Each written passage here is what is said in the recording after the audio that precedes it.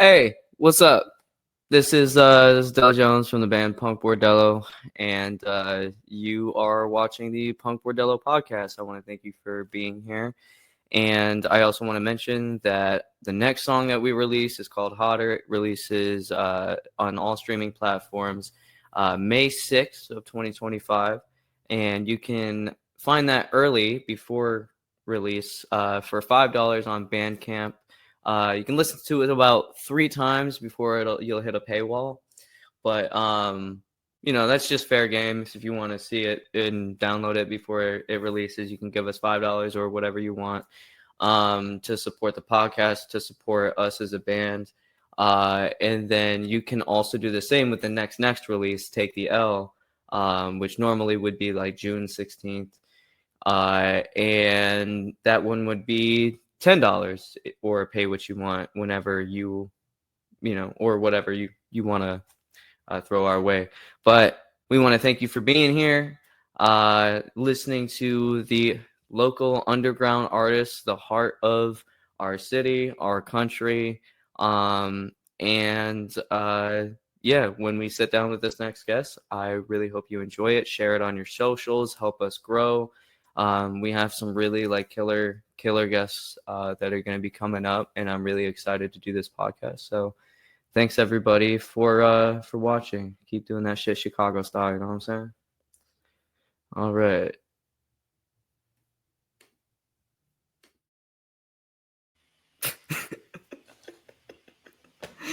Hey. It's difficult because it's all doing it's doing everything via Wi-Fi on the platform that I use, so it's kind of dependent on how it responds, and while you're recording, it doesn't interface as well as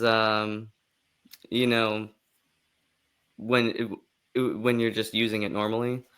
Yeah. So it is what it is. At least it got the message across. And we're not here to talk about semantics. We're here to talk about music. So Yep. Platforms are always a pain. Yeah, it is what it is. Information technical era, what have you. Anyway, PunkBordello podcast, episode 5. We are here with Ben Jones of VelvetLab. Thank you. Nice last name. I support it. Right? Yeah. Yeah. There's a few Joneses out there. My name in particular is common enough that I joke that it's my identity theft protection, because how can you figure out which Ben Jones there is? For a while, I was actually in the San Francisco area. Was a recording artist, mainly lead singer, but also electronic producer kind of thing. My middle name is David. And for the longest time, if you went to BenjaminDavidJones.com, you went to the website of a singer in San Francisco that wasn't me. Yeah. Somebody was doing opera. Yeah, I had the similar situation pop up with my name. You don't have to catch up or anything, but it's the same reason why I did a fake name, is because there's so many artists, at least 3 or 4 with followings and lots of music out, named Corey Jones. So I was gotta figure something else out for myself. Yeah. Yep. But anyway, so VelvetLab.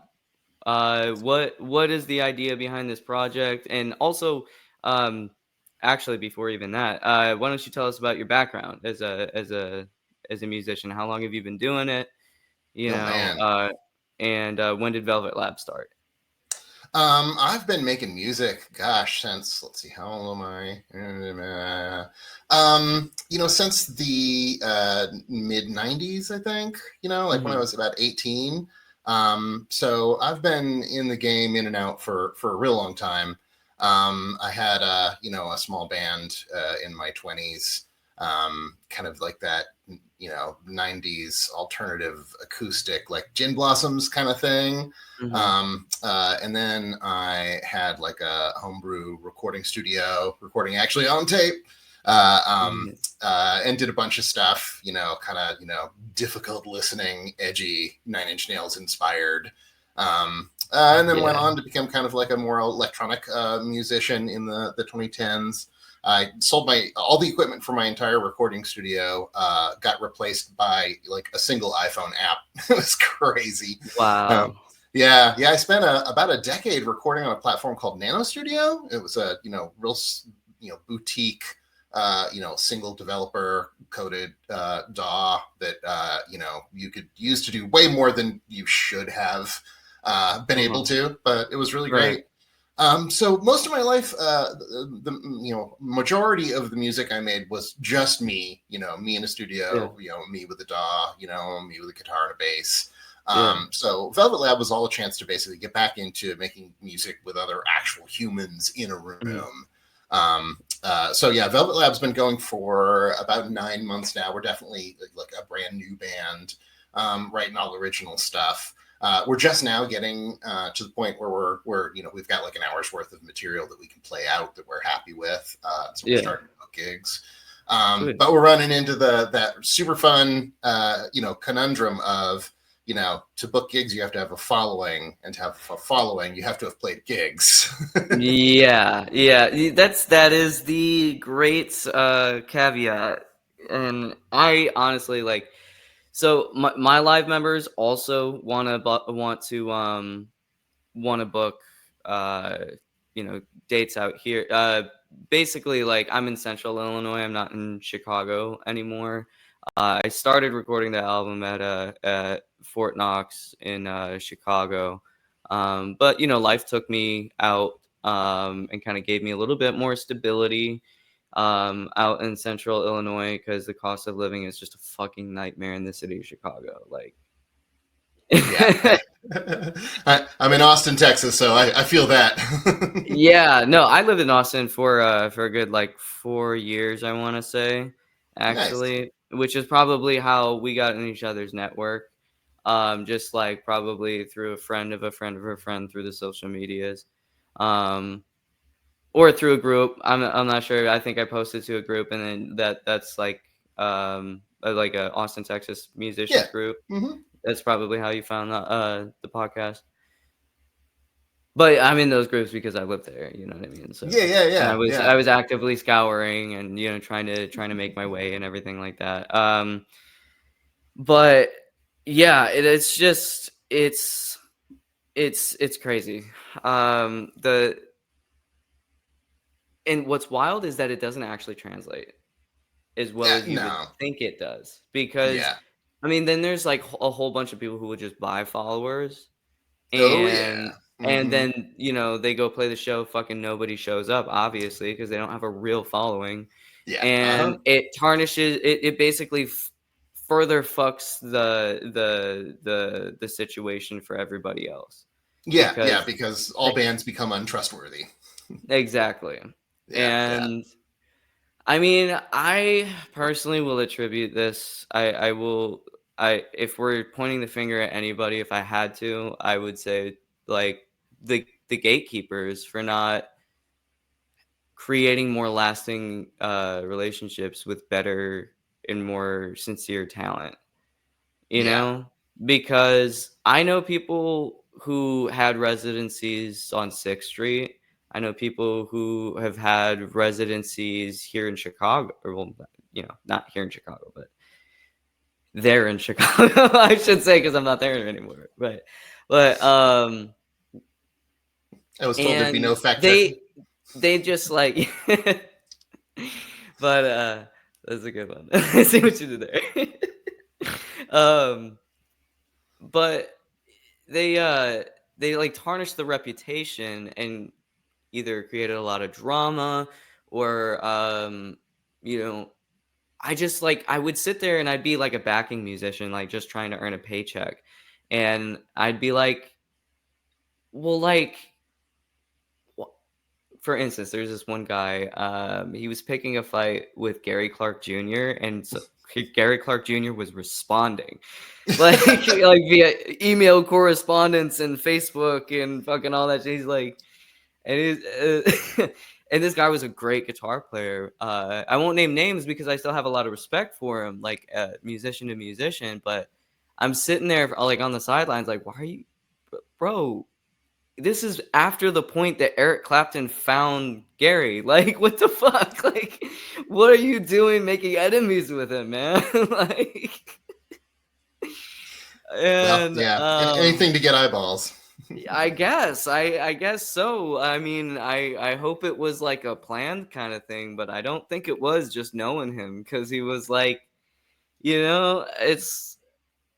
it's weird. It's weird because it's like those personalities were kind of like holding the torch pre-COVID, and I mean, I had just gotten a slew of gigs for South by Southwest, and like as a hired drummer, and then fucking COVID came and wiped everything out. And now, because the industry has been deprived of revenue and just like fucking it's just gotten so much harder because they want to ensure that they're making their bottom line, but they don't care enough to do the work and build relationships with people who are doing the work and are trying to, you know what I mean? Because there does have to be some sort of trust. And that's what, like, I think everybody in the music industry forgets, is that like doing good business means building relationships.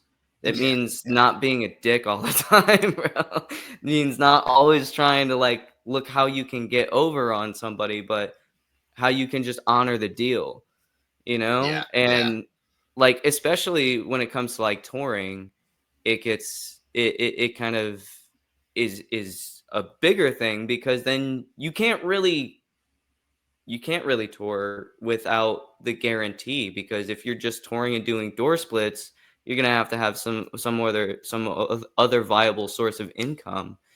And because, at least, I mean, nobody wants to play shows on Monday, Tuesday, Wednesday. They happen, but they're not very well paid, and that is kind of like part of the grind. So it's like, I've seen bands have really good, like, I do know at least a couple of bands. The thing is that they also have like people handling their stuff, like managers and stuff like that. Yeah. Usually family, but they make their living off of, the lives and the gifts and stuff. And I mean, they're still, like, you can tell they're still fucking grinding. They're on live like every fucking day. And when they're touring, they're also on live every fucking day, and they're fucking playing, they're playing a lot of dates, and it's like, this is their income. So I mean, some of them bigger than others, then there's also, bands who just have remote jobs, and they'll just fucking, you know what I mean? Do it, handle it themselves, and I mean, remote jobs don't like you fucking traveling like that. So it's another fucking catch-22 that's getting reeled in, and they're just, worlds are clashing, and it's kind of the Wild West, because you're trying to make a way, and you're trying to fucking contact these venues that won't give you a chance. And I mean, I'm just like, you know what? How about I just like take a back seat? I need to focus on this record anyway, and just kind of rethink my next steps. Just, because I was playing the same songs that I was since I was 23. So, moving forward with that, now I'm 28, I can do better. I know a little bit more about what I'm doing. And I mean, not that any of that matters. It's just, I mean, the idea itself is kind of like shaped itself. So that's what I'm kind of trying to serve, because it is actively making my life better just by focusing on it. So anyway, that aside, the promoters. So like, what are you doing in your band to reach out to venues? What places would you like to play? Do you want to call and shout any venues out that you'd like to book with? Anything like that? Not specifically. I've been doing the hustle. I was fortunate enough to have a sit down with a promoter from one of the bigger venues And it was a fascinating experience. Because he's like, what content do you have? And like, all I had was a YouTube of literally the first time my band had played in front of other people. And he like totally picked it apart. And I'm like, I wasn't actually asking for this kind of feedback. I was asking you, how should I go about connecting with, new band friendly promoters and new band friendly venues. And I think it was one of those instances where the guy had just been in the music industry for so long that he's asked over and over again, how do I make it in the music industry? So he just always answers that question, regardless of what is asked. So that was a little disheartening. But Austin in general, I think, is a little more friendly to new music than a lot of towns. There are a lot of like small venues. The catch is you got to be willing to pay for free. And that's, a huge split. It's a huge dichotomy. I am lucky enough that, my band are all kind of, working professionals, doing the band in the part-time. And we all just really love making music. We love writing music. We all have a super great time in practice and we really love playing live. So, we can actually afford to do it for free. But that puts us in a really awkward position with any band that's trying to make music their full time. Because, they can't play for free, and bands like mine that might be willing to play for free are sort of undermining their ability to make money. So it's a real thing. Yeah, and it's I've been wanting to talk about that on this podcast since it started, and it's like I've sat down and had discussions with some artists who are just like starting to get out and play, and they're just like, no, like I just want to share it with the world, and it's like this, that, and the other thing, and it's like, yeah, and that's great, but even if you do it as a hobby, if you sit down and you learn a craft and you learn how to make it work and you do something that is, worth putting your time behind, should you not also be receiving at least a living wage if you're doing it that regularly? You know what I mean? Yeah, and don't get me wrong, I know like it's this weird caveat with just like how music performances in general, because you also need to refine and you do also need to kind of get good at performing, which is what a lot of even like bigger artists are struggling with. So like they're basically trying to take like content creators and turn them into musicians and performers, and that's, you can't take short form content creators and turn them into refined musicians, because that's just not how it works. You have to like it's trying to kind of put the cart before the horse and just cut out the musician entirely, because I mean, we have lines in the sand.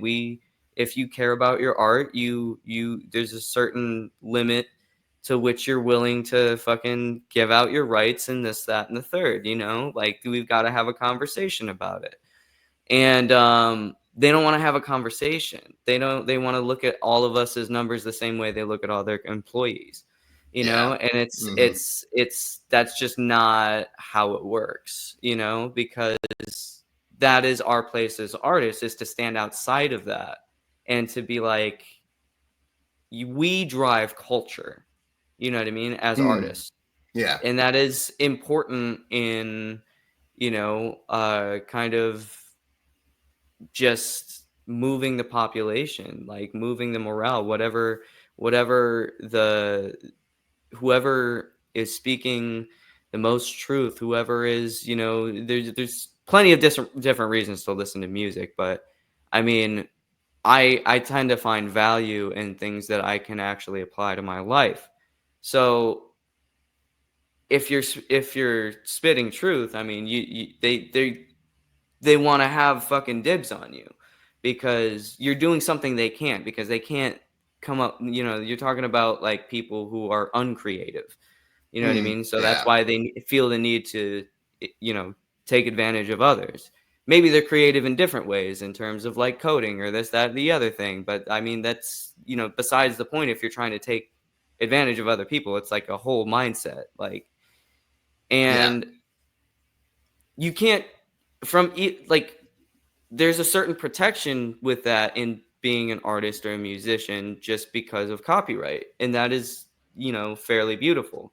But they're always trying to wiggle their way around it, and I mean, you see Yeah. Spotify taking all of the advantage with that. Yeah. Oh And man. Yeah.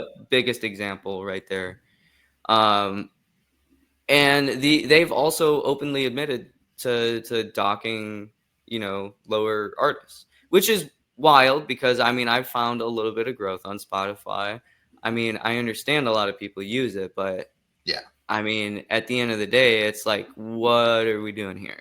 Because yeah. I mean, oh man, the state of copyright currently is insane. Like I think about like the early sampleadelia or like breakbeat music. You know, we've had entire genres based on like the Amen break, the 7-second drum loop on the B side of the Amen Brothers. You know, and people have just sliced that up and made drum beats out of it. You know, like I said, entire genres have come out of it. Nowadays, the way copyright is handled, like, you know, on the macro meta industrial level, you know, they make digital fingerprints of songs and then look for things that match that digital fingerprint and basically say, oh, if it matches, that means you've copied something else. So, you know, the copyright goes to them. So that means like, you know, you find some like sample pack CD from the 90s while you're crate diving or something like that, and you use one of those samples. Well, if somebody else has used that sample first and gets their song fingerprinted, you know, your song using the same sample can trigger the algorithms to think that you're copying a previously copyrighted song, even if it's royalty free.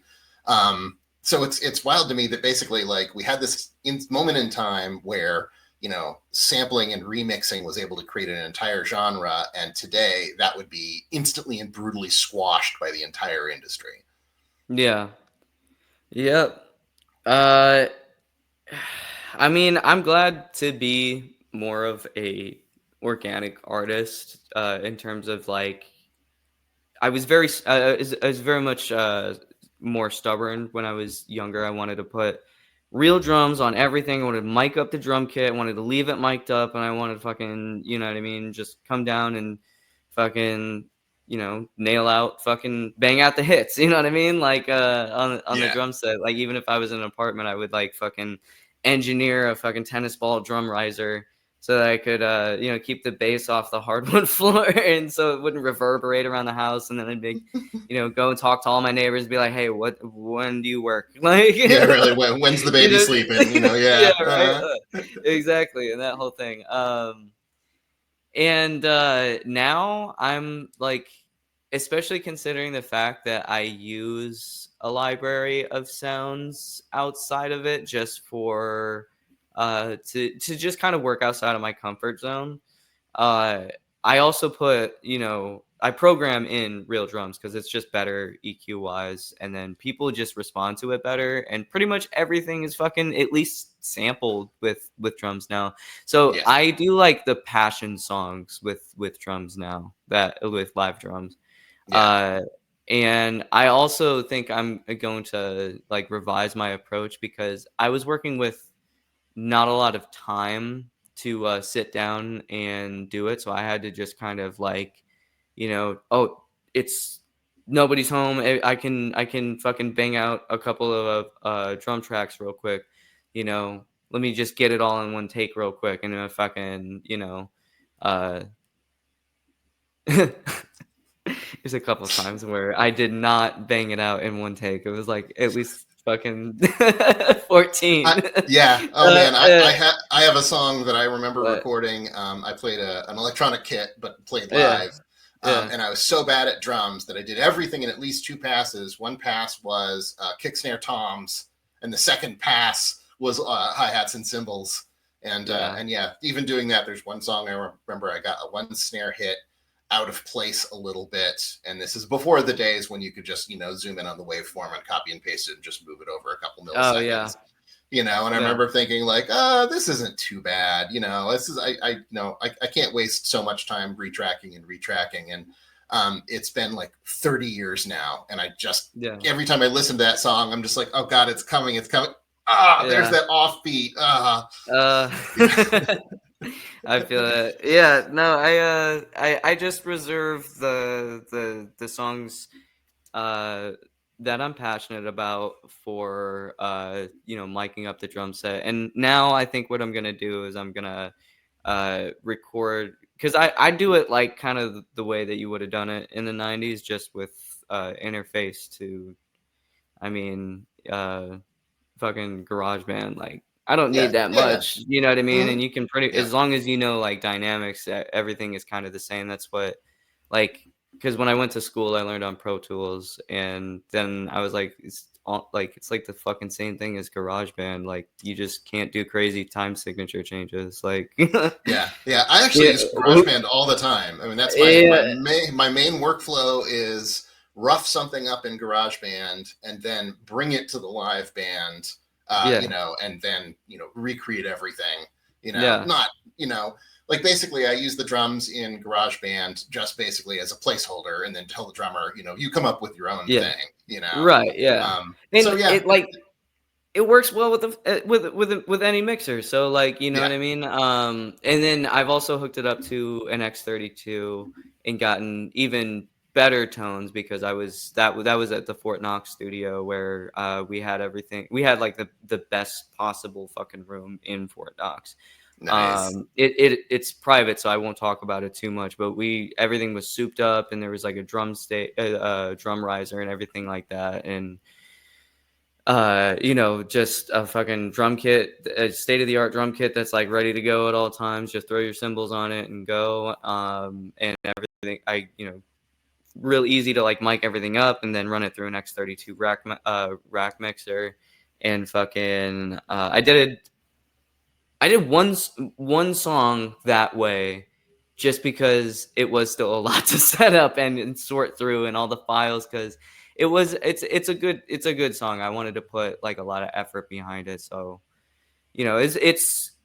it's one of those kinds of things. Like, if it's a song that I feel needs that, then I will do that. But if it's a song like the one that was playing at the beginning of this podcast, Chicago Style, like that is, I'm dealing with a lot of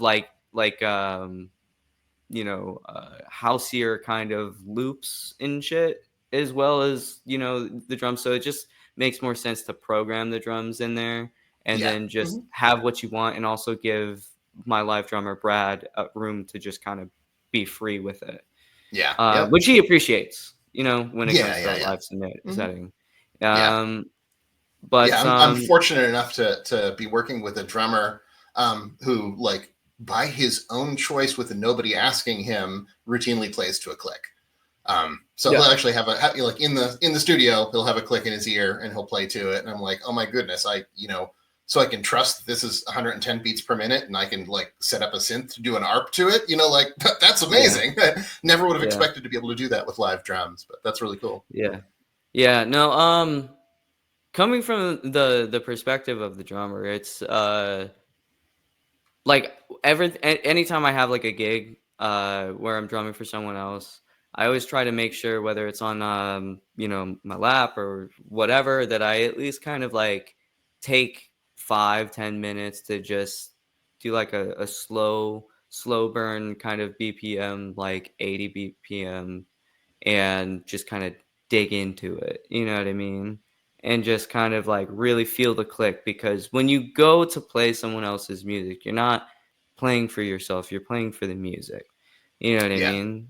So, I mean, that can mean a lot of different things, and everybody has their different take on it. But the foundation of the 1 and the 3 in rock music has to be there. The 2 and the 4 in dance music has to be there, and it's just that kind of like knowing your audience, knowing your music, and just sometimes that just means like holding it, you know what I mean? Holding that pocket, it's just whatever is called for by the music.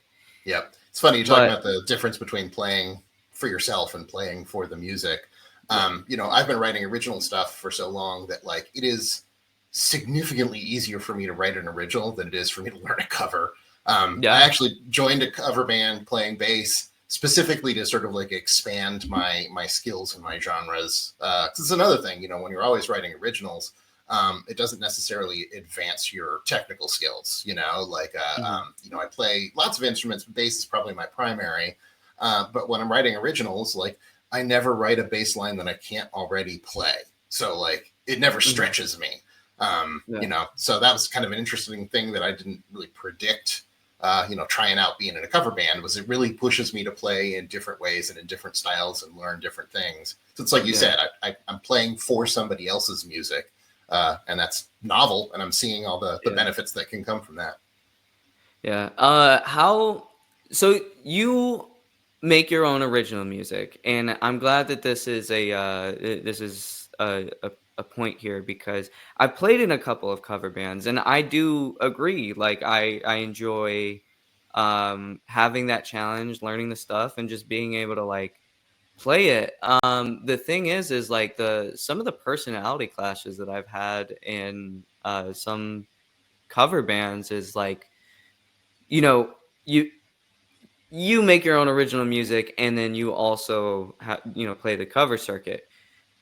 But some of the like tribute bands and like other cover bands are very like adamantly against like making your own like original music, and it's like, and a lot of the original people, like, you know, absolutely hold their nose at cover artists and cover bands. I've always been under the assumption that it is the wisest way to just kind of do both. You know what I mean? Yeah. Because I toured in this. I played bass in this one band. We toured out. We were playing in Colorado, and we had this one show where it was hot in the middle of the summer, and our gear like shorted out. We had to finish this. We had to wait for it and then come back on, play a couple songs, and then finish it acoustically because it cut out again. It was, you know, it was a great moment as a performer to just like kind of just rise to the occasion and be like, yeah, it ain't nothing. We'll finish it, you know? Yeah. And when we asked the crowd what they would prefer to hear before all that went down, it was always a mix of covers and a mix of originals. You know what I mean? Yeah. So I mean, it's if you think it's one way or the other, most of the time, I mean, the casual listeners, the people that are paying to just go see you on a Wednesday night in AWOL town in Colorado, like those people don't care. They just want to hear something they know, and then they also want to hear what you got. Yeah. You know? Yeah. And the first time VelvetLab did play out, it was like an open jam. This is kind of a new concept for me. I come from like New England was where I first started doing music, and they had open mics, but open mics were almost entirely, you know, like one person, a guitar and a microphone. But in Austin, there's places that have open jams where they've got a full backline, drum kit, 2 guitar amps, a bass amp, and a keyboard, like all set up, and like you can have full bands just show up. And so yeah, we joined one, and the host basically made it clear that, you know, they limit the amount of originals. People are coming there to hear stuff that they know. But when we got up and, you know, rocked a short set of originals, we got like a really great reaction from the crowd. So yeah, there can be, you know, a mix of appreciation of both. Yeah, and the bar always wants to make their bottom line, and that's understandable. But like, also, how do you think, if you're not trying to cultivate culture and community, then you're not doing your part? You know what I mean? Because that's what those spaces are for. You know, it's for the crowd to go and hear something new as well as something that they know. You know, and I don't know. It's kind of like dogmatic to approach it any like viciously either way, you know? Yeah. Oh yeah. Yeah. There's great differences in like the I don't know, the musicianship required in either way. You know, I mean, doing originals, there's lots of times where I catch something that I'm like knob twiddling on a synth, or, you know, experimenting with, you know, chains of pedals and guitars and bass, and you know, running a drum machine through a cab simulator or something like that. And I'll catch like lightning in a bottle, and I'm just like, oh, that was a really cool sound. You know, I got to keep that and put that in the song, and I really like it. And I can never do it again. You know, I can't reproduce it. You know, I was really glad I caught it that time. you know, but then there's, as a cover musician, you know, you are using your, you know, knowledge, you know, of technique and technicalities to recreate something that somebody else has done, you know, over and over again, precisely, you know, and it's not like, you know, one is musicianship and the other isn't, you know, they're both musicianship. It's just different ways to go at it. And the whole one, you know, anybody thinking that one is, you know, holier than thou over the other, I think is just silly.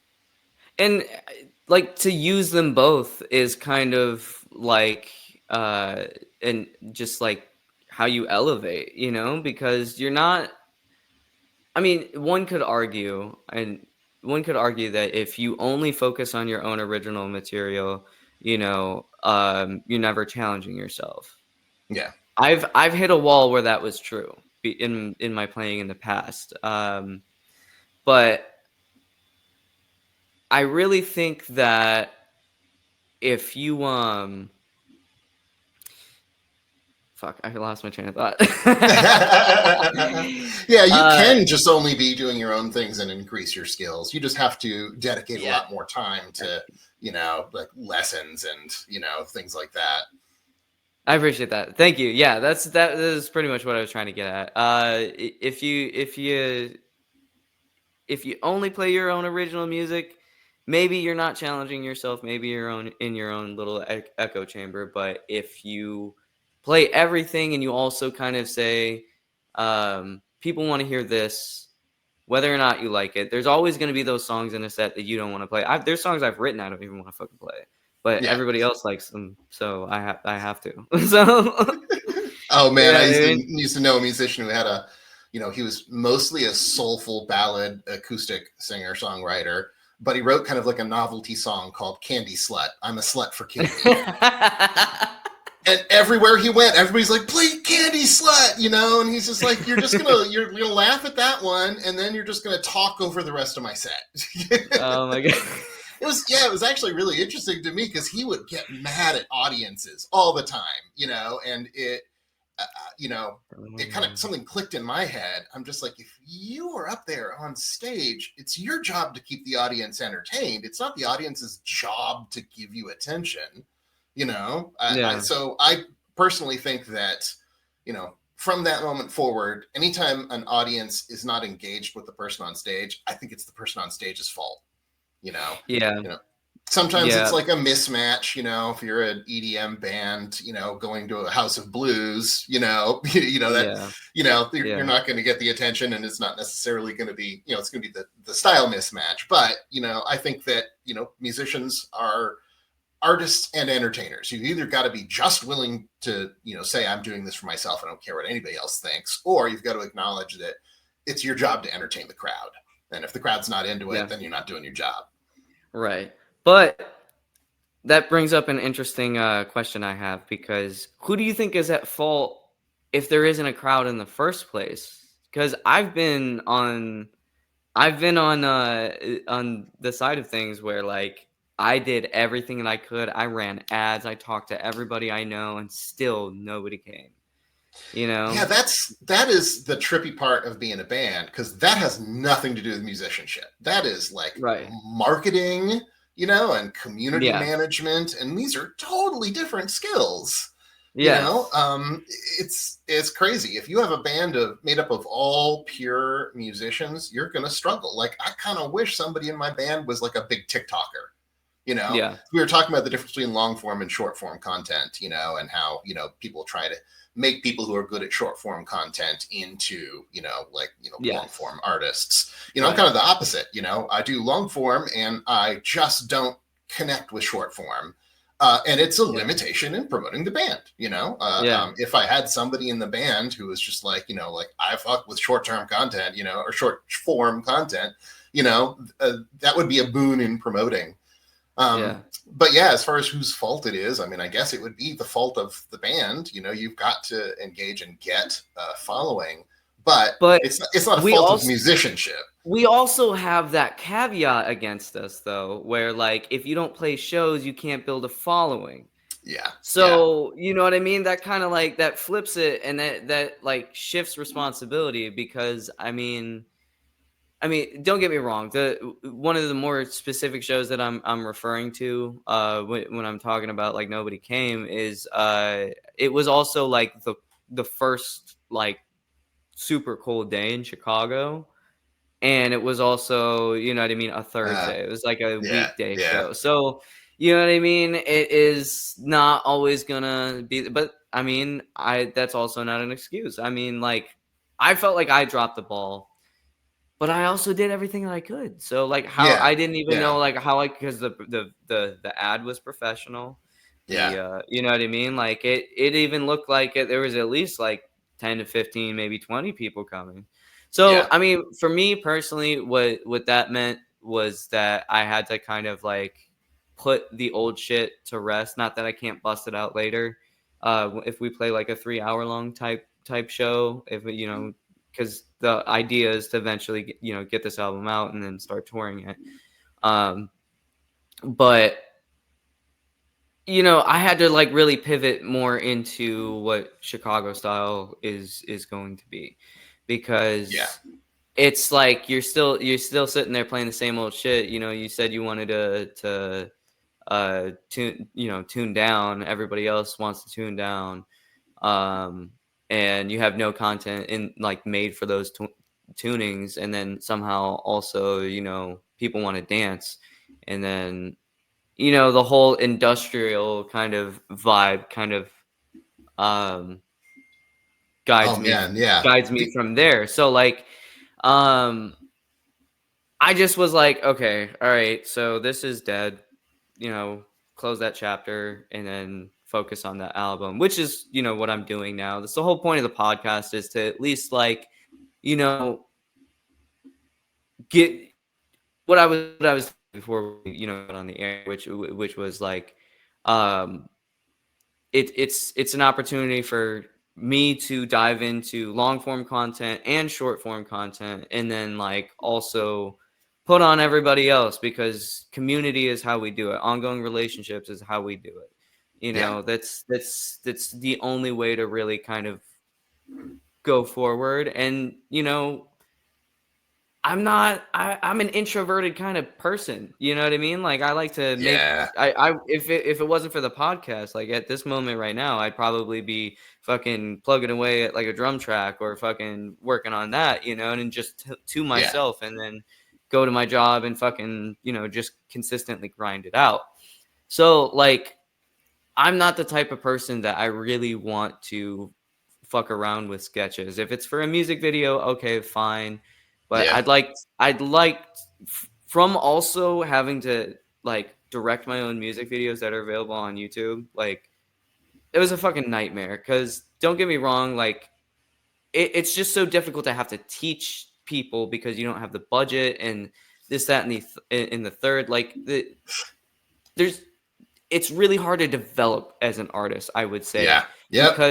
Because it's favoring short form content, and the long form content, which is what they're going to end up wanting when all is said and done, when they go to a concert. That's, you know what I mean? That's got to be quality. So you're just ignoring the people that make quality content that don't really want to fuck with that whole aspect. And it was in prior days usually like somebody else's job to handle that kind of shit. At least and at if you can find, point, if you can find an evangelist who likes your stuff and wants to promote for you, that's golden. Find an extrovert who wants to be like, I've discovered this thing and I need to share it with the world. That's awesome. On the topic of getting people to show up to shows, are you familiar with the story of Improv Everywhere and the best gig ever? I think it was in the early 2000s, late 90s in New York. There's this troupe called Improv Everywhere, and their whole shtick is it's a large number of people who do weird socially disruptive things. They'll do things like, they'll go to like a hardware store in the middle of the day, and there's like, 50 people in the hardware store just going around shopping. And then they've all got their watches set to buzz at a particular time. And when it does, they all freeze and don't move. And so everybody's like, what the heck? Half the store just froze. Well, they decided they'd try this thing where, they were in New York City, and they found like a band that was touring from Canada that was playing, 3 nights at Friday, Saturday, Sunday. And it was like a really small band and didn't have much of a following. They figured, okay, everybody who knows this band's going to see them, like the first 2 days. The last day is probably going to be dead. What if we give this band the best gig ever? And so this improv troupe of 50 people or something recruited friends to join them. They learned the band's entire discography. They made their own T-shirts, and so like this band, all of a sudden out of nowhere, this club is packed and people are shouting out names of their songs. And they've never experienced anything like this. And they're seeing people all in their homemade shirts, or the people got signs and stuff. And, they're tripping out, and they play this awesome show. And they went back home to Canada, and then they found the content from the improv troupe and realized that this was all a hoax, and it destroyed them. They were so disheartened, wait, that wasn't real. That was fake. And the band broke up. One of the members, had to go into therapy, I mean, it was it was a trip. Damn. But I mean, they still showed up and they still learned all your songs, though. Yeah, they did. It was a great gig. I mean, their goal was to give a band the best gig ever, and they kind of did. Yeah. That's wild. Yeah. That's crazy. It's a wild scene. I don't know. I don't know how I would handle that, man. That's. I mean, I gotta say, I hope my reaction would be like, that was clever, well played, but also, I don't know. I've been through the school of hard knocks enough. I have some emotional fortitude, and, I don't hang my entire sense of identity on any one particular show, or any one particular aspect of my life even, I mean, if I woke up tomorrow and all my music ability had been removed from my body, that would really suck. I'd hate it, but it wouldn't completely destroy my identity. I'm an artist in a bunch of different directions, so I just move somewhere, into something else. But, but I can understand if you did hang everything on, being a small touring band. I imagine that would be a bit of a shock. Yeah. I mean, just at the end of the day, what the greatest musicians I've ever met, the attitude that they all have is just on to the next. Yeah, exactly. Yeah. Take the L, move on. Yeah. Oh, I see you're promoting my song. Thank you. Yeah, It was intentional. I appreciate you. Yeah, no, it's funny. My girlfriend will say that at me. She'll just be like, "Well, I guess we'll just have to take the L," and I'm like, I see what you're doing there. Well, and I just realized, over the course of you talking, that that's the public transit in Chicago, right? Yes. The L? Yes, okay. Yeah. So that's it is quite bad right now. but still, you've got the double entendre there. It's two meanings. Yeah. But see, the thing is that's the whole idea of the song is that the L in Chicago is kind of a microcosm of life, and that's kind of like it's also like the rules for riding the train, which is like, don't fucking talk to anyone, and just keep your headphones in. Like if you're an unbothered Chicagoan, you will probably, if you're lucky, have no problems. But if you're taking the red line after dark, you're probably, no matter who you are, gonna have problems. So it's like, if you want to come and take a ride, you'll be moving regardless, like your corpse. It'll still be on the train, just shuffling back and forth between 95th and Howard.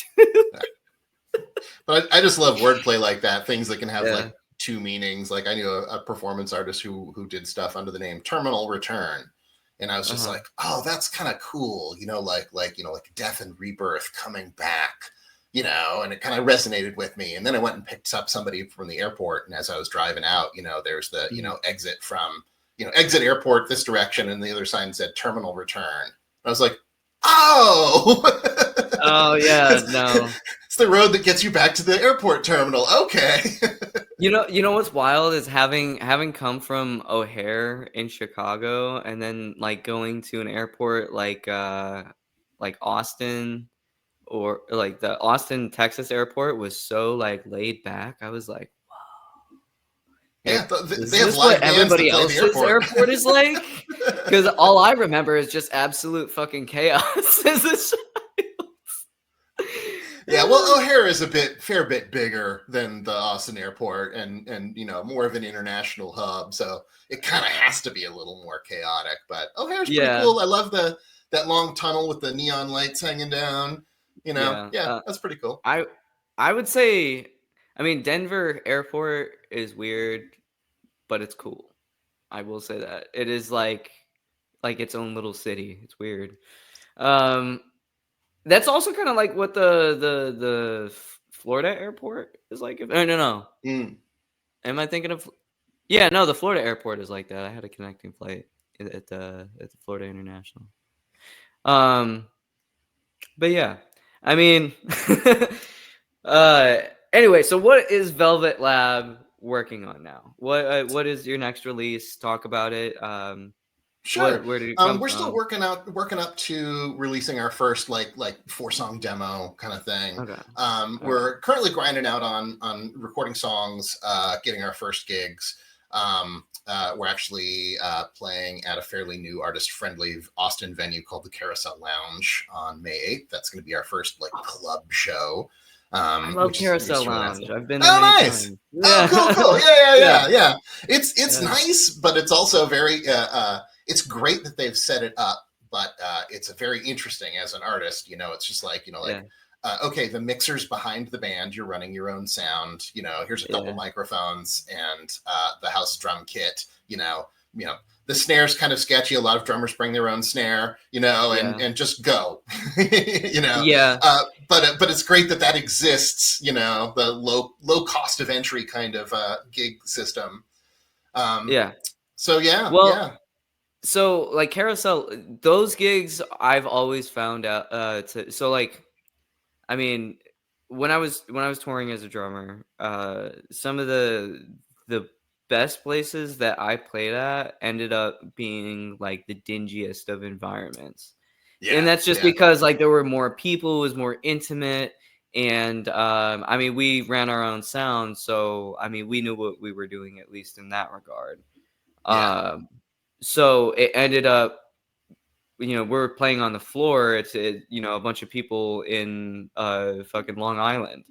And fucking, you know what I mean? Like it's tiny. Like it's literally just, there's the back, we're playing at the front, and that's it. Yep. You know what I mean? But it's packed though. Like, and nice. Lots of people there. Everybody's having a good time. Drinks are being bought, and we get paid at the end of the night. So that was one of the nicer things about playing those shows. It's just like, damn, how come I can't have that, that same energy every time at like a nice venue where the sound is really good, Yeah. Where I get a sound check. It's the dream. Like, yeah, right. Not just, are you ready? Go. Yeah. How does it sound? I can hear it. That's so true. That's a little floor to pass. There's another place I played in I want to say it was in Tampa, and they were like, "Oh yeah, this is the building where Aretha Franklin and Jackson 5 played when they were first touring." And we're like, "Oh wow, that's great." We get there, we show up, and the venue's just like, "Oh yeah, we turned it into a lounge." Oh, that's sad. And then we just had this fucking dingy metal show in the middle of Tampa. There was a sound guy, but the last it was all after swatting away all the dust on the soundboard they had. It said the show file that was left over on it said what was it, Sam Ash? Jeez.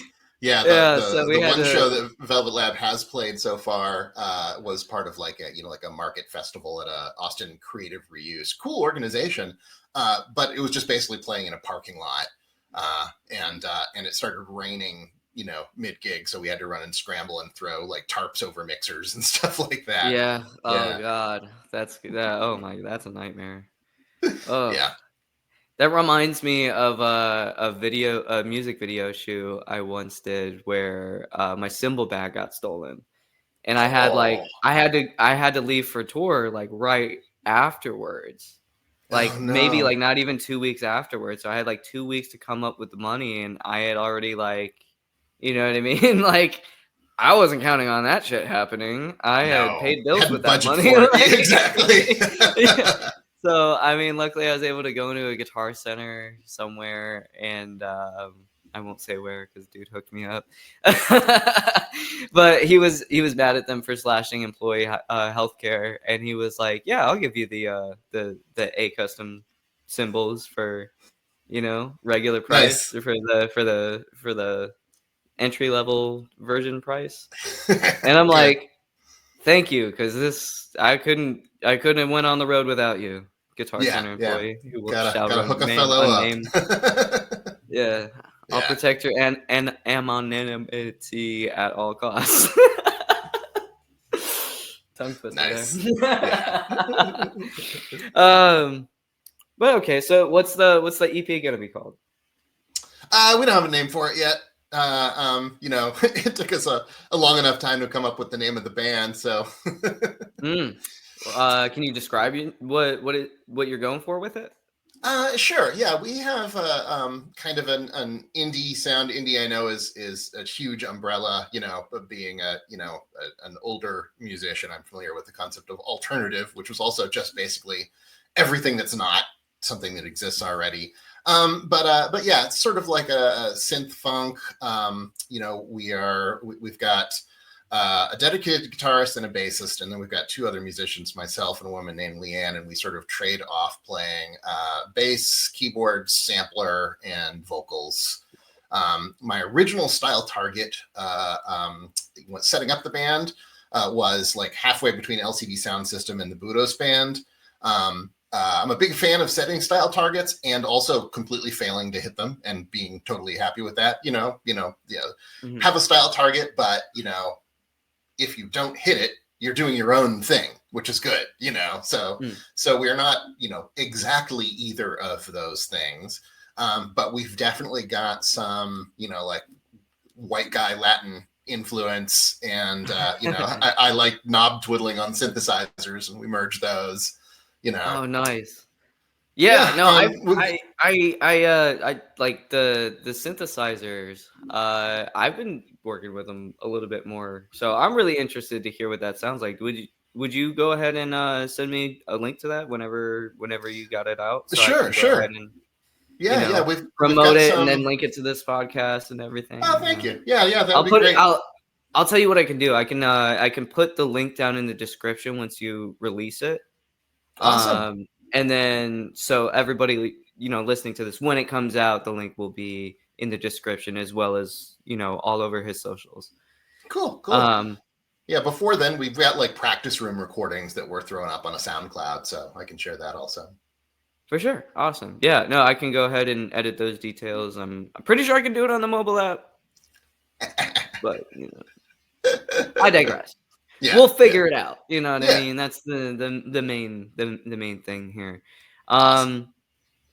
I am gonna have to get going here pretty soon, but I would like to take this opportunity to offer the floor to you to promote everything that you got. If you have any other shows coming up, if you're doing any other cover type stuff, if you're doing anything else around ATX, there are still people in my network who are there who may or may not show up just because they heard you. So Cool. go ahead and give all the information you got, and then we'll go ahead and sign off here. Sure. Yeah, well, I've already described most of it. You can find us on socials. We're VelvetLab or VelvetLab ATX on Instagram, Facebook, SoundCloud, Bandcamp. We've got a link tree. We do have a show coming up at Carousel Lounge on May 8th. And beyond that, you just got to follow our socials and stay tuned. Okay. Awesome. And thank you, Del, for supporting local artists and for giving people a platform and for, having great conversations. Yeah, absolutely. I mean, it's my pleasure, honestly, to just be able to like kind of take a step away from the music, because I mean, right before this podcast, I was just getting buried in it, and I'm just like, even I get sick of it at a certain point, So I just want to. It gives me an opportunity to take a break and kind of like see how I'm gonna finish it out, and just talk to people in my network, in my community, who want to see some of the same things and kind of have some similar values with music, or just have fucking great music, Yeah. And I mean, it's also like where it's gonna go is it's there's gonna be a couple of guests on the podcast that aren't related to music, but they are still in their own pursuits that are they have different disciplines. So it comes to it's I'm not gatekeeping myself. I'd like to be able to talk to anybody that has something interesting to share, because this is my place to get away from the stresses of normal life. Nice. That's cool. But anyway, thank you for all the information. Go ahead and send me over all your links. I'll put them in the description. And this video, I'll let you know as soon as this video is available, but it is probably going to be available on Patreon first. I pretty much, as soon as I record them, I throw them up on Patreon for everybody to watch. And if you want to subscribe to the Patreon, it is $3 a month. That's the dirt cheapest I could go. So that's what we're doing. And then also everybody else listening to the podcast, if you enjoy this, if you want to support the podcast, if you want to do, if you want to give us whatever you can, just go ahead and purchase the songs on Bandcamp. $5 for the next release, $10, or pay what you want for the next release. This has been Del Jones, Ben of VelvetLab. Have a good rest of your day, and see y'all on the flip side. All right, thanks. All right, there you go. Okay.